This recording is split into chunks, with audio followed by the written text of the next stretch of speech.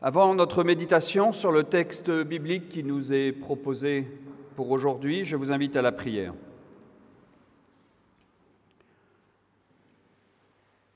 Père, toi qui as parlé face à face avec Moïse, toi qui fis crier et pleurer les prophètes,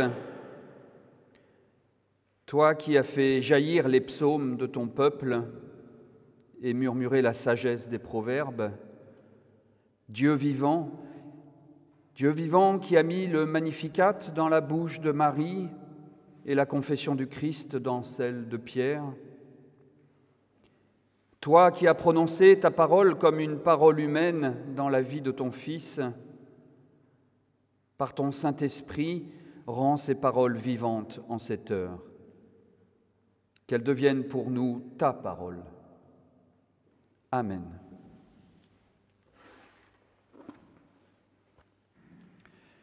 Pour aujourd'hui, il nous est donc proposé dans l'Évangile de Marc, au chapitre 1, les versets 40 à 45, le récit intitulé « La guérison du lépreux ». Un lépreux vient à Jésus, et se mettant à genoux, il le supplie. « Si tu le veux, tu peux me rendre pur. » Ému, il tendit la main, le toucha et dit « Je le veux. » Sois pur. Aussitôt la lèpre le quitta, il était pur. Jésus, s'emportant contre lui, le chassa aussitôt en disant « Garde-toi de rien dire à personne, mais va te montrer au prêtre et présente pour ta purification ce que Moïse a prescrit. Ce sera pour eux un témoignage. » Mais lui, une fois parti, se mit à proclamer la chose haut et fort et à répandre la parole, de sorte que Jésus ne pouvait plus entrer ouvertement dans une ville. Il se tenait dehors, dans les lieux déserts, et on venait à lui de toutes parts. Puissions-nous maintenant faire silence en nous-mêmes pour nous mettre à l'écoute d'une autre voix que la nôtre? Puissions-nous nous mettre à l'écoute des bruissements de la vie portés à sa plénitude. Amen.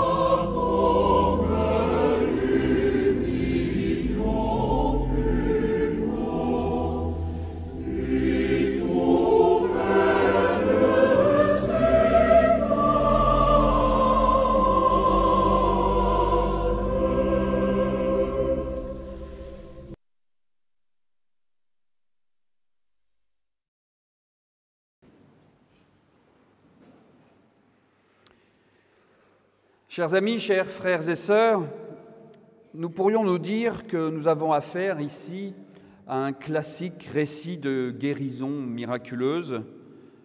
Finalement, nous, lecteurs de la Bible, nous connaissons ces récits où les aveugles retrouvent la vue, les paralysés remarchent, les morts ressuscitent, les hommes habités par des démons sont exorcisés. Alors ici, finalement, un lépreux guéri de sa maladie, pourquoi pas? Nous pourrions en rester là, mais cela ne changerait pas grand-chose à nos vies, il me semble. Après tout, il s'agit de la troisième guérison déjà dans l'évangile de Marc qui participe à la réputation de Jésus.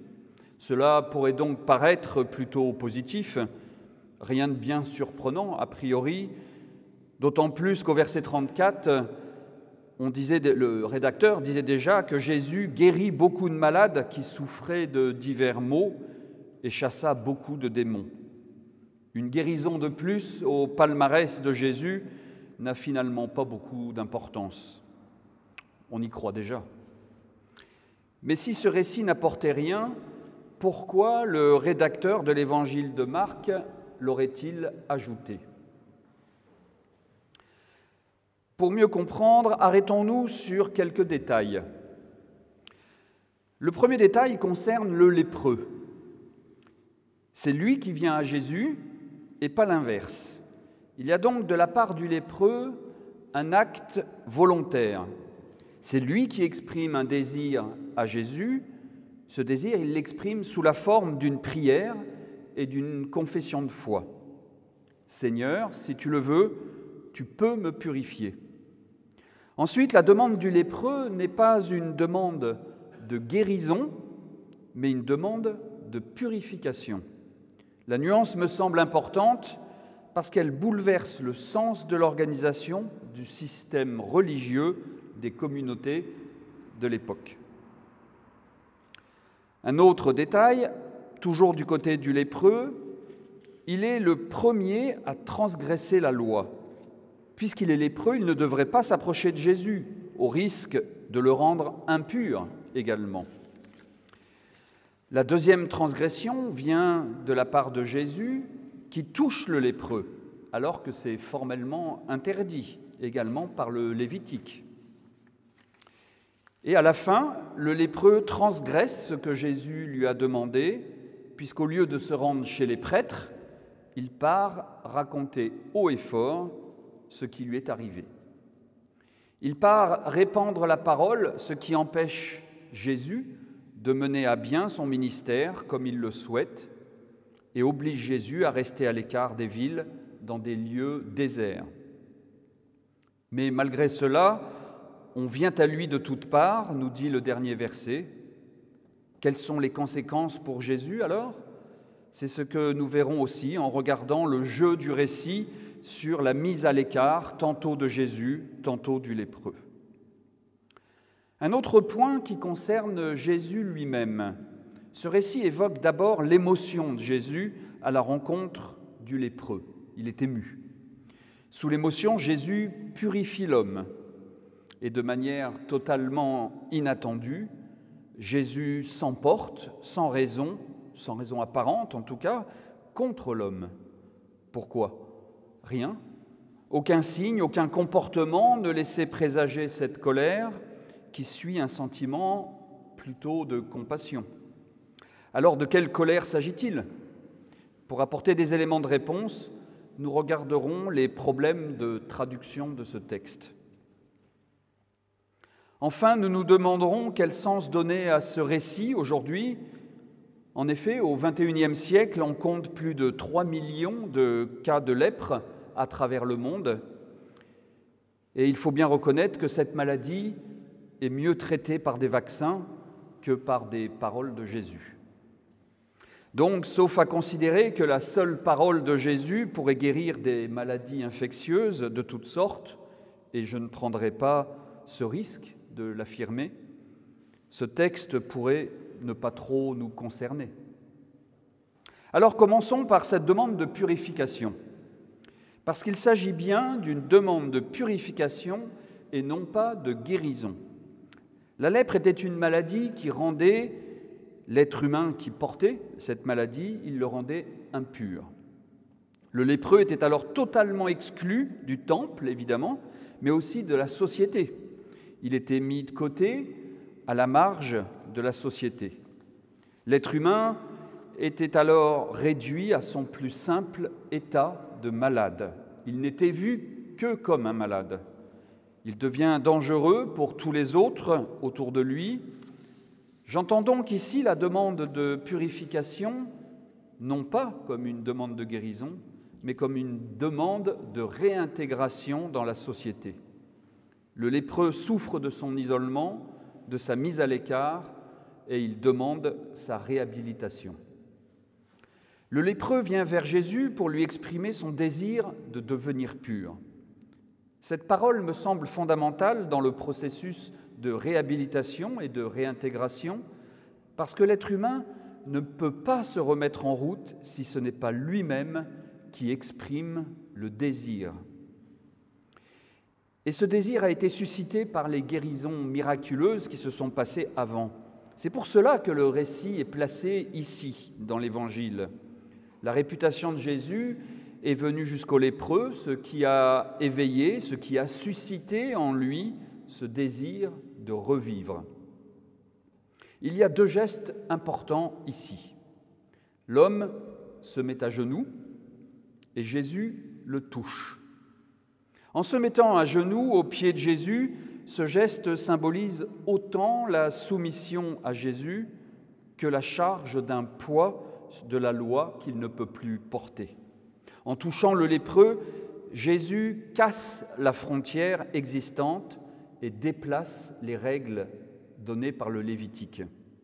D'abord parce que le simple fait de le toucher désigne cet homme qu'il n'est pas impur et il n'est plus considéré comme lépreux. Puis, en se mettant à genoux aux pieds de Jésus, il déplace son lien de soumission. Sa vie n'est plus suspendue au bon vouloir des prêtres, mais à celui d'un homme et d'un seul, nommé Jésus. Notez que Jésus ne les abolit pas, ces règles, il ne fait que les déplacer, puisqu'il demande aux lépreux purifiés d'aller quand même vers les prêtres et d'aller présenter ce que Moïse avait prescrit pour la purification. Mais ici, alors que la purification était un processus bien réglementé, bien codifié et réservé aux prêtres habilités, Jésus s'approprie cette fonction. Faut-il voir ici les prémices d'une forme de popularisation des rites, dans le sens où certains rituels, alors réservés à une catégorie de membres des synagogues, devient accessible hors du temple? Cela veut dire tout simplement que Dieu devient accessible à tous. Le temple n'est plus le lieu sacré réservé au culte de Dieu. L'enseignement de Jésus se fait hors les murs du temple. Les rites de purification se font hors les murs du temple. Les guérisons se font hors les murs du temple. Les disciples de Jésus feront par la suite la même chose. Ces petits récits de guérison et de purification ont donc pour fonction de dire bien autre chose que cette simple guérison ou purification. L'événement Jésus prend petit à petit de l'ampleur, d'abord en sortant du temple, puis plus tard jusqu'à se répandre au-delà des frontières d'Israël. Nous avons vu que le lépreux est mis à l'écart puisque considéré comme impur. Que se passe-t-il donc dans notre récit ? Jésus, touchant le lépreux agenouillé, la lèpre quitte l'homme. Cet homme court raconter ce qui lui est arrivé, ce qui signifie qu'il est immédiatement réintégré dans sa communauté. Et c'est Jésus qui se trouve mis à l'écart, ne pouvant plus entrer ouvertement dans la ville. Mais cette mise à l'écart est la 3e depuis le début du récit. Au chapitre 1, Jésus est chassé au désert par l'Esprit, où Satan le mettra à l'épreuve. Ensuite, c'est Jésus lui-même qui choisit de se mettre à l'écart dans un lieu désert pour prier. Puis, c'est notre récit où Jésus se retrouve à l'écart de la ville et des foules. Comment comprendre cette insistance sur la mise à l'écart ? À mon avis, Jésus ne veut pas paraître comme le nouveau thaumaturge qui va attirer les foules. Il ne veut pas devenir la star de la guérison. Jésus est dans un ministère de la parole et de l'enseignement. Son ministère principal n'est pas un ministère de guérison, même si la parole qu'il répand est celle qui permettra de guérir. Jésus proclame et enseigne une bonne nouvelle pour libérer du poids de la loi. Il proclame et enseigne dans la synagogue et ils sont ébahis par son enseignement nouveau. Et quand il est en présence de démons, il empêche de parler ces fameux démons. C'est donc la parole qui est première, la parole de Dieu. Jésus parle avant de faire des guérisons. Interrogeons-nous sur le problème de traduction du verset 41. Dans nos traductions habituelles, dont celle que je vous ai lue, il est écrit « Ému, il tendit la main et le toucha ». Il y a un problème de traduction ici, car de nombreux manuscrits grecs proposent non pas « ému », mais « en colère ». Évidemment, l'image d'un Jésus en colère est bien moins sympathique qu'un Jésus ayant de la compassion pour le lépreux. Pourtant, il ne faut pas rejeter cette option trop vite. En effet, l'image de Jésus en colère à cet instant est tout à fait possible en voyant arriver le lépreux, en voyant un homme exclu, en marge de sa communauté, qui ne serait pas en colère contre cette injustice. Qui ne réagirait pas avec fureur face à un homme qui ne demande qu'à retourner auprès des siens, mais qui ne le peut pas parce qu'il attend d'être purifié? J'aime finalement cette image de Jésus en colère à cet instant, parce que de temps en temps, pour bousculer les règles trop lourdes, oppressantes, qui déshumanisent, eh bien, il faut savoir aussi se mettre en colère. Arrivons-en à l'actualisation de ce petit récit. Je ne peux m'empêcher de faire le parallèle aujourd'hui avec tous ceux qui ont été mis à l'écart par la crise sanitaire. Pas seulement parce qu'ils étaient positifs au virus, mais tous ceux à qui on demande de rester à la marge de la société parce que leur profession, leurs activités pouvaient participer à la propagation du virus. Il y a aussi la mise à l'isolement forcé des étudiants qui ne peuvent plus se rencontrer, qui ne peuvent plus avoir leur petit boulot pour arrondir leur fin de mois. Vous voyez, la voilà notre lèpre à nous aujourd'hui. Et cela demande aussi, en quelque sorte, une purification en réclamant une réintégration dans la société. Et si cet exemple de la crise sanitaire ne vous convainc pas, regardez la mise à l'écart des personnes qui souffrent d'un handicap et qui ne peuvent tout simplement pas accéder à de nombreux services parce qu'il manque tout simplement une rampe ou un ascenseur pour rendre l'accès possible à un fauteuil, parce qu'un élève, pour de multiples raisons, ne peut pas suivre au même rythme que les autres un enseignement à l'école. Je pense à tous ceux qui ont toutes les difficultés pour faire des emprunts bancaires à cause d'une maladie chronique, à ceux qui n'ont pas accès aux soins. Regardez ces étrangers mis à l'écart tout simplement parce qu'ils sont étrangers. La liste pourrait être encore longue pour montrer qu'autant dans nos pays dits développés que dans les pays en voie de développement, la mise à la marge, la mise à l'écart est bien d'actualité. Vous voyez que ce récit de lépreux n'est pas si éloigné que ça de nous.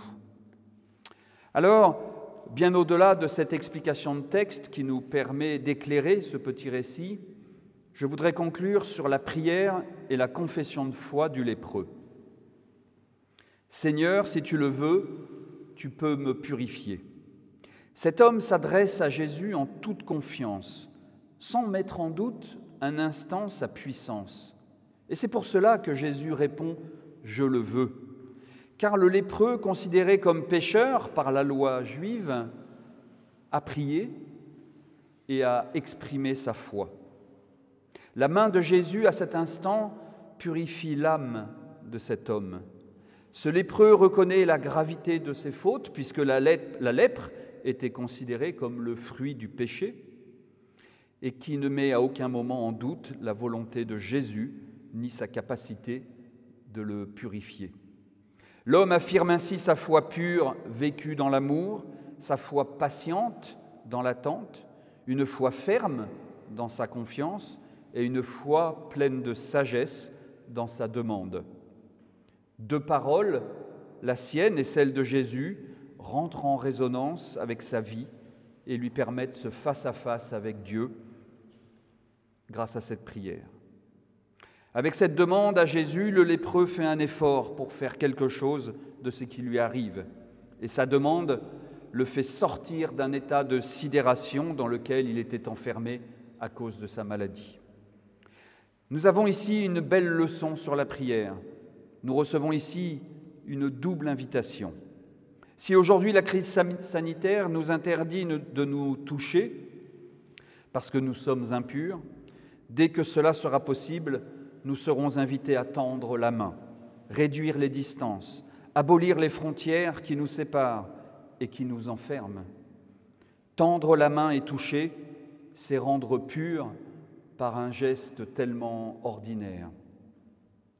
Puis nous sommes invités à notre tour à dire comme le lépreux, « Seigneur, si tu le veux, tu peux me purifier. » Et cette prière, je ne l'adresse ni par peur, ni par superstition, mais par conviction. C'est sur ce même chemin que nous invite le lépreux aujourd'hui.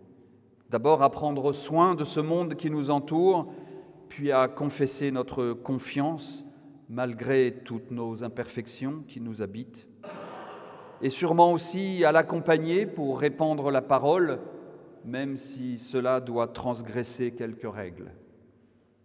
Amen.